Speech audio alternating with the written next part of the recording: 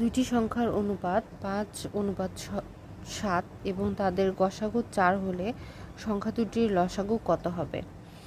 এটা খাদ্যের উপপরিদর্শক 2023, যেটা 2025 সালে অনুষ্ঠিত যে পরীক্ষা, সেই পরীক্ষায় এসেছিল। তো পরীক্ষার হলে আসলে আমাদের এত বেশি সময় থাকে না যে অনেক কিছু নিয়ে চিন্তা করব। আমি যেটা শর্ট টার্মে করেছিলাম সেটা হচ্ছে সবগুলো নিয়ে গুণ করে দিয়েছিলাম এবং সেটাকে অপশনের সাথে মিলিয়েছিলাম, আর কি অপশন টেস্ট যেটাকে বলা যায়। তো এক্সাম হলে যা করেছি 5:7 এটা দেয়া আছে, আমি 5 আর 7 এটা গুণ করে দিয়েছিলাম, 5 সাথে 35, আর গসাগু যে 4, এই 4 সংখ্যাটা আবার এর সাথে গুণন করে দিই।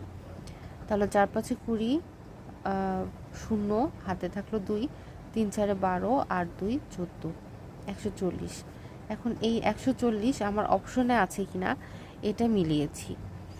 আমি আসলে বাধা ধরার যে নিয়ম সেই নিয়মে করিনি। এই 140 এখানে যখন দেখেছি অপশনের সঙ্গে মিলে গেছে, তখন কিছুটা সাহস নিয়ে সেটাতেই টিক চিহ্ন দিয়েছি।